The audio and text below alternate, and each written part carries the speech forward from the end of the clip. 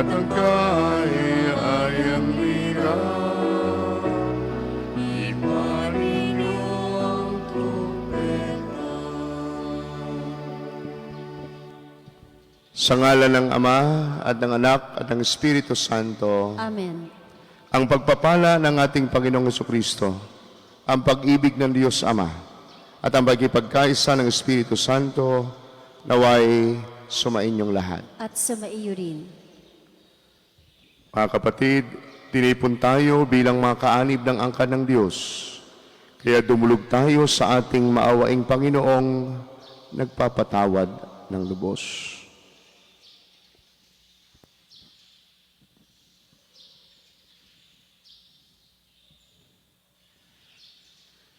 Sinugong tagapagpagaling sa mga nagsisisi, Panginoon, kaawaan mo kami. Panginoon, kaawaan mo kami. Dumating na tagapag-anyayang mga makasalanay magsisi, Kristo, kaawaan mo kami. Kristo, kaawaan mo kami. Nakaluklok ka sa kanan ng Diyos Ama para ipamagitan kami. Panginoon, kaawaan mo kami. Panginoon, kaawaan mo kami. Kaawaan tayo ng Diyos sa makapangyarihan, patawarin tayo sa ating mga kasalanan at patnubayan tayo sa buhay na walang hanggan. Amen. Manalangin tayo.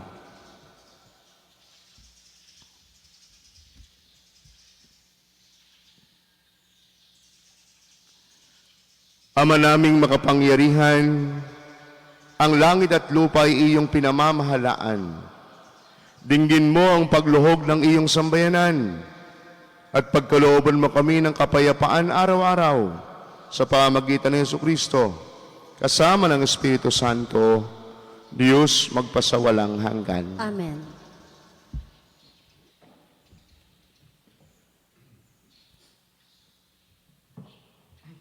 Pagbasa mula sa unang sulat, mula sa unang aklat ni Samuel. Noong mga araw na iyon, sinabi ng Panginoon kay Samuel, "Huwag mong ikalungkot ng labis ang pagkaalis ko kay Saul bilang hari. Magdala ka ng langis at pumunta ka kay Hese na taga Bethlehem, sapagkat pinili ko na maging hari ang isa sa kanyang mga anak." Sumagot si Samuel, "Paano ako pupunta roon? Tiyak na papatayin ako ni Saul kapag nalaman niyang nagpunta ako roon." Sinabi ng Panginoon, "Magdala ka ng isang dumalagang baka at sabihin mong maghahandog ka sa akin. Anyayahan mo si Hese at ituturo ko sa iyo kung ano ang gagawin mo at kung sino ang papahiran mo ng langis." Sinunod ni Samuel ang utos sa kanya ng Panginoon. Nagpunta nga siya sa Bethlehem. Siya'y sinalubong ng matatanda ng lungsod at nanginginig na tinanong, "Sa ikabubuti ba namin ang inyong pagparito?" "Oo," sagot niya. "Naparito ako upang maghandog sa Panginoon. Ihanda ninyo ang inyong sarili at sumama kayo sa akin." Pinahanda rin niya si Hese at ang mga anak nito at inanyayahan sa paghahandog. Nang magkaharap-harap na sila, nakita ni Samuel si Eliab. Pinagmasdan niya itong mabuti at sinabi sa sarili, "Ito siguro ang hinirang ng Panginoon para maging hari."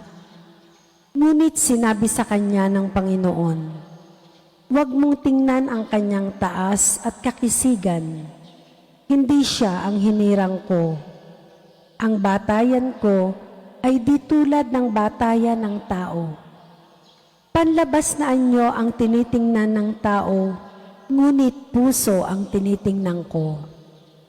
Pagkaraan ni Eliab, tinawag ni Hese si Abinadab at pinaraan din sa harapan ni Samuel. Ngunit umiling si Samuel at sinabi, "Hindi rin siya ang hinirang ng Panginoon." Tinawag ni Hese si Sama, ngunit sinabi rin ni Samuel na hindi ito ang pinili ng Panginoon. Isa-isang tinawag ni Hese ang 7 niyang anak, ngunit walang pinili sa kanila ang Panginoon. Kaya tinanong si Samuel si Hese, "Wala ka na bang anak kundi iyan?" "Mayroon pang isa, yung pinakabata at pastol ng aking mga tupa," sagot ni Hese. Sinabi ni Samuel, "Ipasundo mo. Hindi natin sisimulan ang paghahandog hanggat hindi siya dumarating." At sinundo nga ang anak na ito ni Hese. Siya'y makisig na binatilyo, malusog at nangungusap ang mga mata. At sinabi ng Panginoon kay Samuel, "Siya ang hinirang ko. Pahiran mo siya ng langis." Kinuha ni Samuel ang sisidlan ng langis at pinahiran si David sa harapan ng kanyang mga kapatid. At mula noon, sumakanya ang Espiritu ng Panginoon. Pagkatapos, si Samuel ay umuwi sa Rama. Ang salita ng Diyos. Salamat sa Diyos. Salmong tugunan.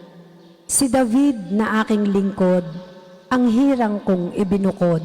Si David na aking lingkod, ang hirang kong ibinukod. Ika'y nagsalita noon pa mang una sa mga lingkod mo at ipinakita, yaong pangitain at ito ang badya. Aking pinutungan ang isang dakila na aking pinili sa gitna ng madla. Si David na aking lingkod, ang hirang kong ibinukod. Ang piniling lingkod na ito'y si David, aking pinahiran ng banal na langis. Kaya't palagi ko siyang aakbayan at siya'y lalakas sa aking patnubay. Si David na aking lingkod, ang hirang kong ibinukod. Ako'y tatawaging Ama niya't Diyos, tagapagsanggalang niya't manunubos.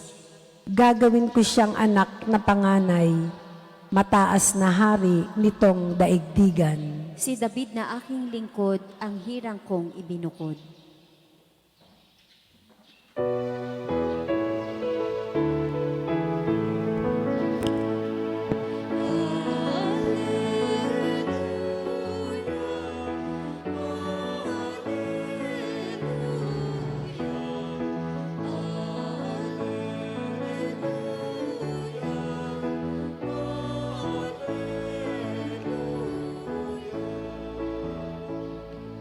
Diyos Ama ni Jesucristo, kami ay liwanagan mo at tutugon kami sa iyo.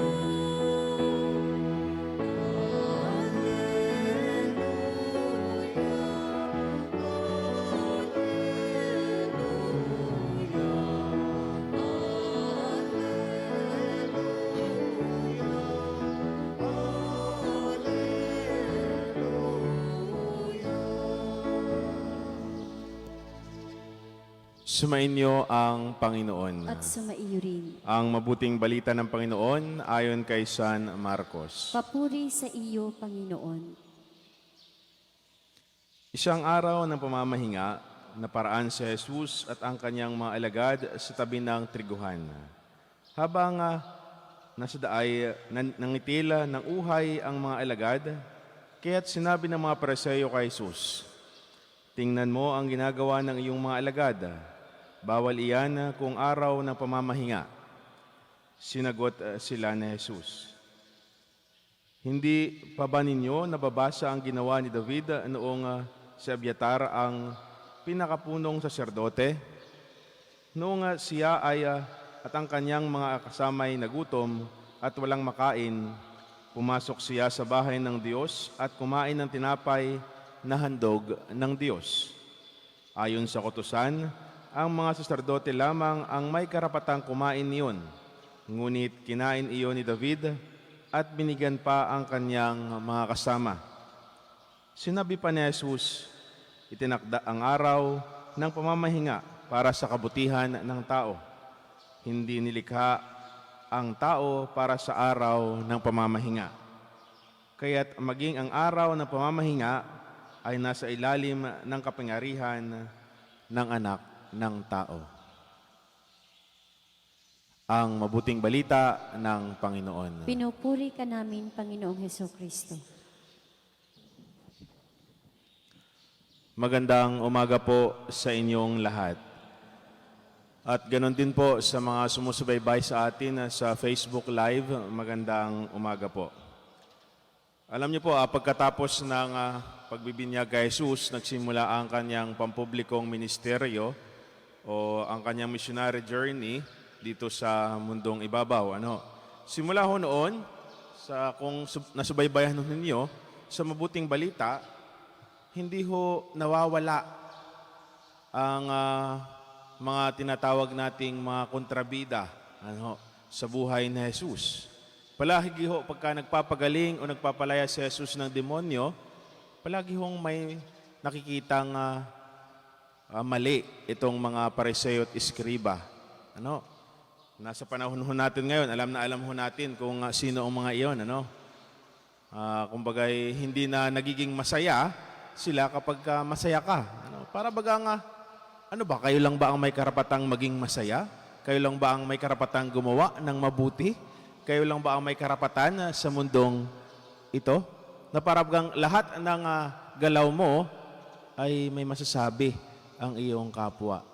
Pero ano ba ang ipinapakita pa rin sa kanila ni Jesus? Ano ba ang ibinabalik pa rin sa kanila ni Jesus? Di ba kahit na siya ay tinutulig, siya ay laging hinahanapan ng butas, ang ipinapakita pa rin ni Jesus ay ang kabutihan. Hindi pa rin kasamaan ang ibinabalik niya.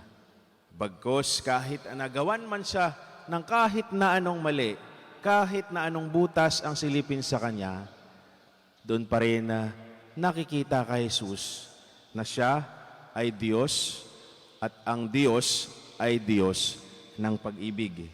Siya ay nahahabaga sa pinagdadaanan ng tao sa buhay. Kaya tayong mga Kristiyano ay tinatawag na mahalin ang kapwa sa pagpapamalas ng kabutihan. Iyon ang ginagawa ni Jesus sapagkat siya ay anak ng Diyos at ang Diyos ay pag-ibig.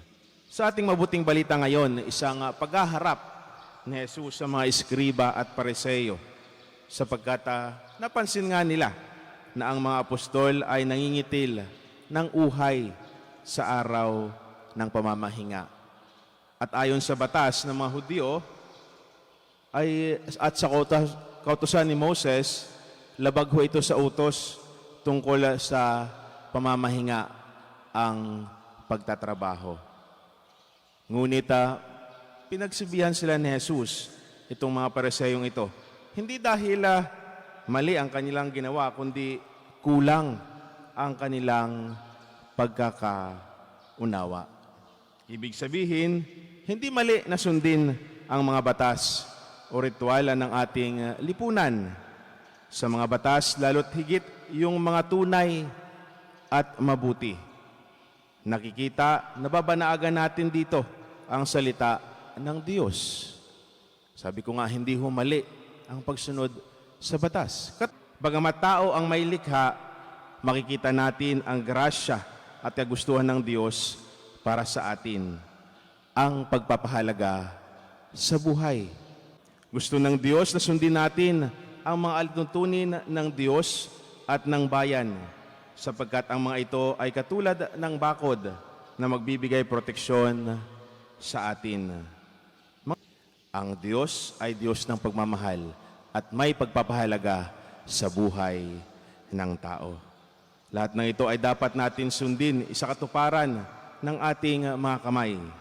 Ang gusto ng Diyos nang makita natin ano ba ang mas nakakabuti, ano ba ang mahalaga. Ipinapahiwatig sa atin ng ating mabuting balita ang praktikal na kinakailangan ng tao. Ano ba ang dapat hinihingi sa atin? Ang gumawa ng mabuti o ang gumawa ng masama?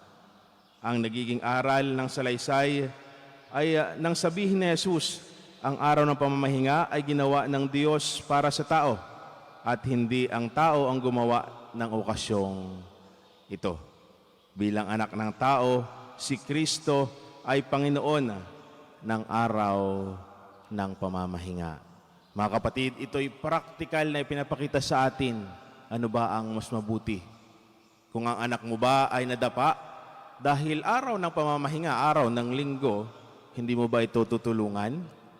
Kung ang iyong mga alaga ay nakalabas sa koral, alaga mong baboy, di kaya mga alaga mong manok nagsiliparan, inaubos ng lahat, di araw ng pamamahiya, araw ng linggo. Ay hahayaan mo na lang ba? Ang iyong kalabaw ay nalumpo, ay nahuhulog, o nahulog man lamang, o pababayaan mo ba? Sabi nga, ang puso lagi ang mauuna sa atin. Nandoon lagi, sabi nga, ang Diyos ay pag-ibig. Nandoon lagi ang ating pagmamahal. Ito ay gawa mabuti. Ang paggawa ng mabuti, kahit sa araw ng pamamahinga, kailanman ay hindi mali. Mga kapatid, ito'y sinasabi sa atin, ito yung mga praktikal na bagay na kailangan nating sundin. Ito'y paalala sa atin na mahalaga ang batas para sa ating kaayusan at disiplina. Subalit, ang diwa ng batas ay kailangan nating ipairal na dapat manaig sa ating mga puso ang paggawa ng mabuti sa kabila ng paghihigpit sa ating mga paligid. Kaya ang mahalaga dito sa bawat araw, lalong-lalo na sa linggo, maghari nawa ang ating pagmamahal sa Diyos at sa kapwa-tao sa kabila ng mga striktong pagsunod sa kautusan. Kung tayo ay tinuturo na gumawa ng tama at talikdan ang masama, gawin natin ito. Itong pagkakataong ito na gumawa ng mabuti at kasama na diyan ang pagpamamalas ng ating awa at malasakit sa ibang tao. Oo nga, sumusunod ka sa batas na bawal magtrabaho sa pamamahinga, sa araw na pamamahinga. Isa araw bang iyon may ginawa kang mabuti? Sa araw bang iyon, ano ang iyong ginawa? Baka naman na sumusunod ka sa batas, pero ikaw mismo sa iyong sarili, hindi mo rin naiisip kung ano nga ba ang gumawa ng mabuti. Kung ano nga ba ang mas nakakabuti para sa iyo. Alam niyo po, kung susundin ho natin literal, kung uunawain ho natin literal itong sinasabi dito sa ating mabuting balita, ay baka kapag kaaraw ng pamamahinga, kayo ay magutom. Dahil bawal magtrabaho. Ay ang pagsasaing isang pagtatrabaho. Ay sinong magluluto dahil araw ng pamamahinga? Sinong maglilinis dahil araw ng pamamahinga? Sabi ko nga, ang Diyos ay Diyos ng pag-ibig. Nahahabag siya sa may mga pinagdadaanan ng tao. Kaya siya ang nagbibigay sa atin at nagpapakita sa atin ng tunay na pagmamahal. Pinakita niya ang praktikal na mga bagay kung ano nga ba ang dapat nating gawin. Ang paggawa ng mabuti at ang pag-iwas ng mga masasama. Muli, isang magandang umaga po sa inyong lahat.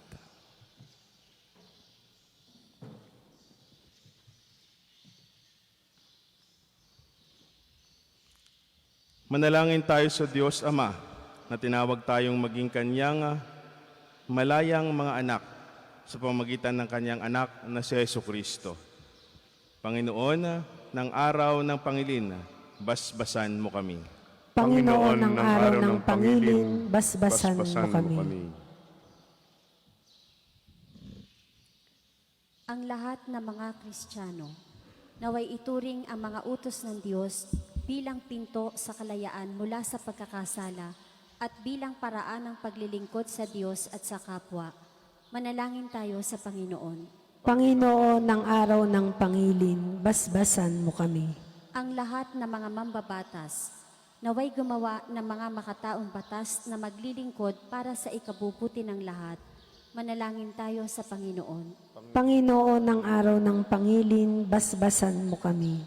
Ang batas, naway huwag nating ilagay ng higit pa sa ating pagkatao, bagkus unahin ang pagpapatupad ng dakilang utos na magmahalan tayo. Manalangin tayo sa Panginoon. Panginoon, ng araw ng pangilin, basbasan mo kami.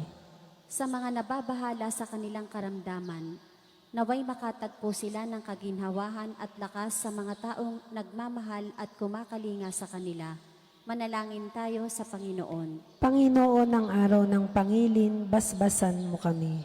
Ang ating mga yumao, naway tanggapin ang walang hanggang kapayapaan. Manalangin tayo sa Panginoon. Panginoon, ng araw ng pangilin, basbasan mo kami.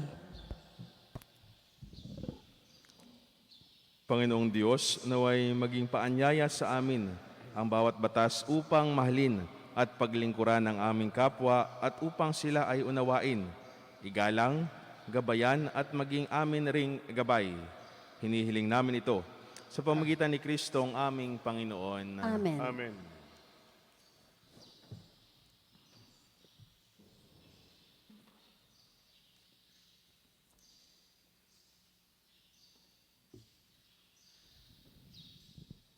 Kapuri-puri ka, Diyos, sa mang lumikas ng libutan, sa inyo pong kagandahang loob narito ang aming mayaalay.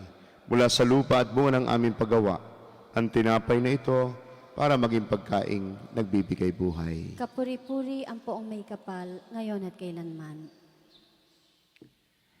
Kapuri-puri ka, Diyos, sa mang lumikas ng libutan, sa inyo pong kagandahang loob narito ang aming mayaalay.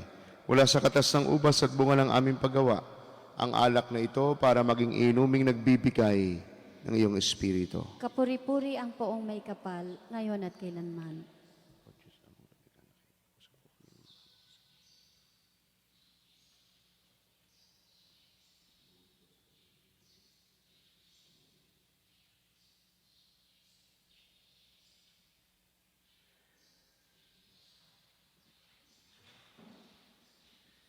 Manalangin kayo mga kapatid upang ang ating paghahain at ang ating mga panalangin ay kalugdan at pakinggan ng Diyos amang makapangyarihan. Tanggapin nawa ng Panginoon itong paghahain sa iyong mga kamay, sa kapurihan ni at karangalan, sa ating kapakinabangan at sa buong sambayanan niyang banal. Ama naming lumikha, ipagkaloob mong marapat na ganapin ang banal na paghahain, sapagkat tuwing ipinagdiriwang ang alaala ng anak mong nag-alay, ang pagliligtas niya sa tanan ay nangyayari upang aming pakinabangan. Sa pamamagitan niya, kasama ng Espiritu Santo, magpasawalang hanggan. Amen. Sumainyo ang Panginoon. At sumaiyo rin. Itaas sa Diyos ang inyong puso at diwa. Itinaas na namin sa Panginoon. Pasalamatan natin ang Panginoong ating Diyos. Marapat na siya ay pasalamatan. Ama naming makapangyarihan, tunay ngang marapat na ikaw ay aming pasalamatan. Sa iyong paglingap at kagandahang loob, ang tao'y nilikha mo't pinangangasiwa sa sansinukob. Sa hangad mong siya'y iwastong lubos, siya'y pinagdusa mo sa kanyang pagtalikod. Sa iyong paggiliw, iyong ipinahintulot na makabalik siya sa pamamagitan ni Kristo Jesus. Kaya kaysa ng mga anghel na nagsisiawit ng papuri sa iyo, nang walang humpay sa kalangitan, kami nagbubunyi sa iyong kadakilaan. Santo, Santo, Santo, Panginoon Diyos ng mga hukbo, napupuno ang langit at lupa ng kadakilaan mo. O sana sa kaitaasan, pinagpala ang maparirito sa ngalan ng Panginoon. O sana sa kaitaasan. Ama naming banal, ikaw ang bukal ng tanang kabanalan. At sa pamamagitan ng iyong Espiritu, gawin po ninyong banal ang mga kaloob na ito upang para sa amin ay maging katawan at dugo ng aming Panginoong Jesucristo. Bago niya, pinagtiis ang kusang loob na maging handog. Hinawakan niya ang tinapay, pinasalamatan kaniya, pinaghati-hati niya yon, iniabot sa kanyang mga alagad at sinabi, Tanggapin ninyong lahat ito at kanin. Ito ang aking katawan na ihahandog para sa inyo.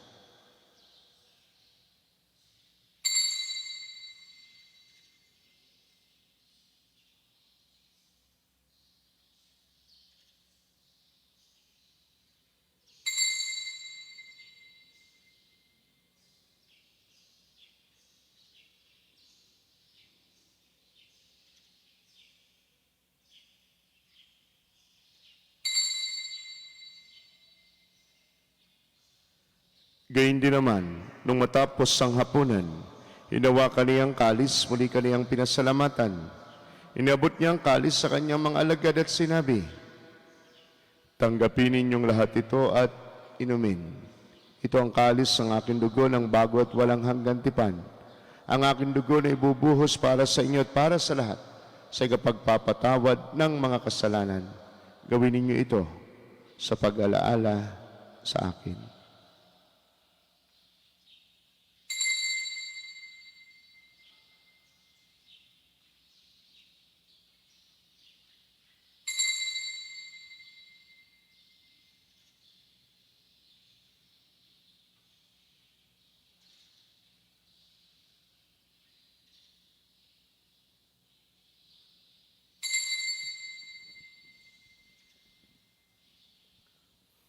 Ipagbunyi natin ang misteryo ng pananampalataya. Si Kristo'y namatay, si Kristo'y nabuhay, si Kristo'y babalik sa wakas ng panahon.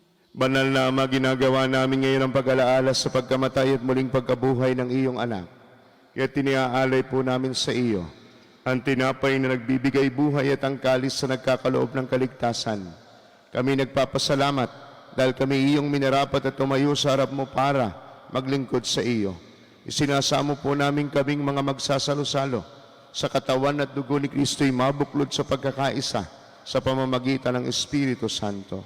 Ama, lingapin mong iyong simbahang laganap sa buong daigdig. Puspusin po ninyo kami sa pag-ibig. Kay San Francisco na aming Santo Papa at ni Gilbert na aming obispo, lahat ng mga obispo at ng tanang kaparian.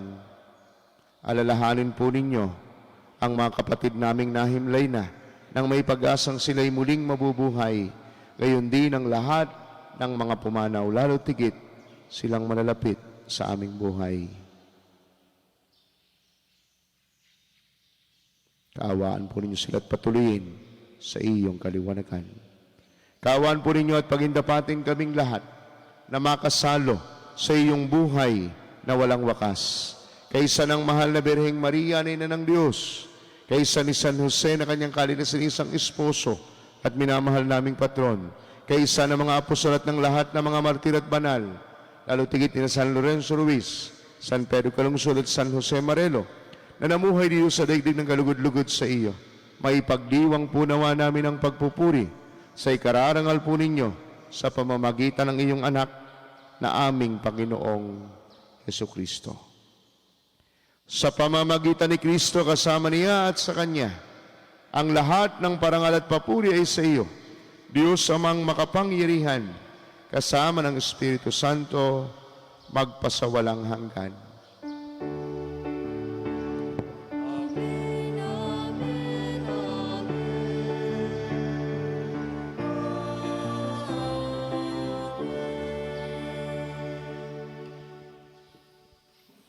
Sa tagubilin ng mga nakagaling na utos sa turo ni Jesus sa Panginoon natin at Diyos, ipahayag po natin ng lakas loob. Ama namin, sumasalangit ka, sambahin ang ngalan mo, mapasa amin ang kaharian mo, sundin ang loob mo dito sa lupa para nang sa langit. Bigyan mo kami ngayon ang aming kakanin sa araw-araw.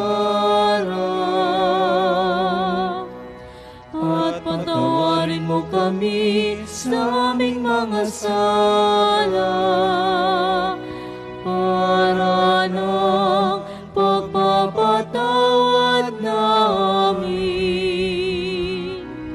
sa nagkakasala sa amin. At huwag mo kaming ipahintulot sa tukso, tiya-tiya mo kami sa lahat ng masama. Hinihiling po namin kami adiya sa lahat ng masama, pagkalooban ng kapayapaan na araw-araw iligtas sa kasalanan, at ilayo sa lahat ng kapahamakan, samantalang aming pinananabigan ng dakilang araw ng pagpapahayag ng tagapagligtas naming si Yesu Kristo. Sapagkat iyo ang kaharian, ang kapangyarihan at ang kapurihan magpakailanman. Amen. Panginoong Yesu Kristo, sinabi mo sa iyong mga apostol, kapayapaan ang iniiwan ko sa inyo, ang aking kapayapaan ang ibinibigay ko sa inyo. Tunghayan po ninyo ang aming pananampalataya at wag po naman ang napakarami naming mga pagkakasala. Pagkalooban po ninyo kami ng kapayapaan at pagkakaisa, lalo tigit sa loob ng aming mga tahanan ayon po sa inyong banal na kalooban, kasama ng Espiritu Santo, magpasawalang hanggan. Amen. Ang kapayapaan ng Panginoon naway laging sumainyo. At sumaiyo rin. Magbigayan kayo ng kapayapaan sa isa't isa.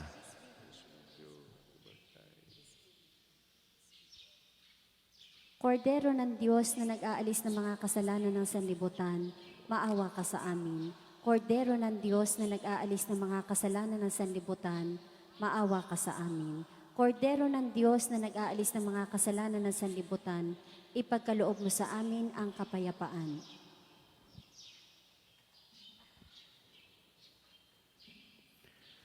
Narito si Jesus, ang Diyos ng awa at pag-ibig. Siyang kordero ng Diyos na nagpapatawad ng mga kasalanan ng sanlibutan. Mapalad kayong mga sumasampalatayang totoo at nakikibahagi sa kanyang banal na salo-salo. Panginoon, hindi ako karapat-dapat na magpatuloy sa iyo, ngunit sa isang salita mo lamang ay gagaling na ako. Ang katawan ni Kristo. Amen.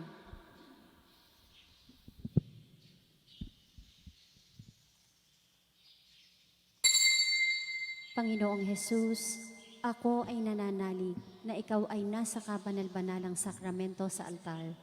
Iniibig kita ng higit sa lahat at minimithi kong tanggapin ka sa paraang espiritual dahil hindi ko kayang tanggapin sa panahon ngayon ang iyong katawan at dugo sa banal na sakramento.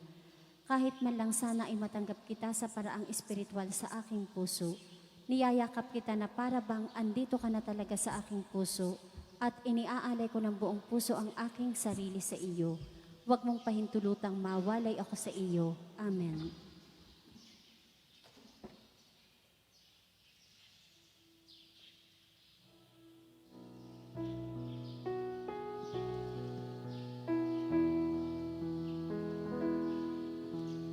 Diyos ng pag-ibig, Diyos ng kalinga, Diyos ng pagmamahal.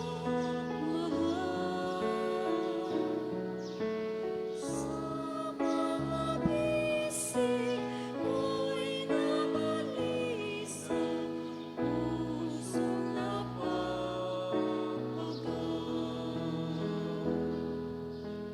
Ang katubusan, sulit lubusan, mong ginawa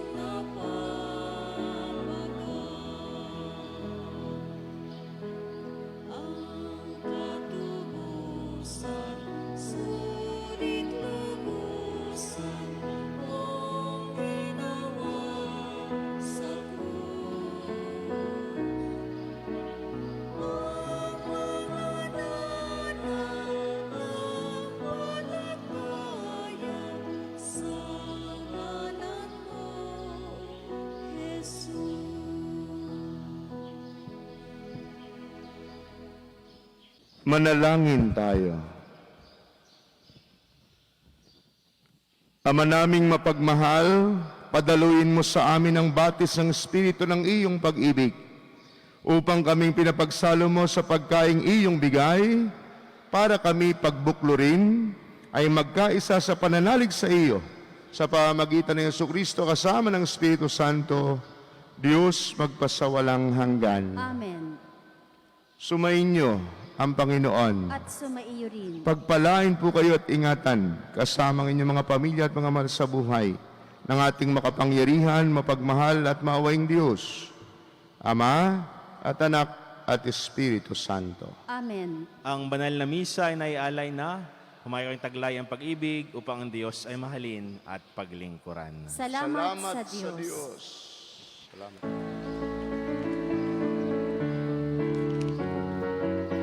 Pasalamat kayo sa Panginoon.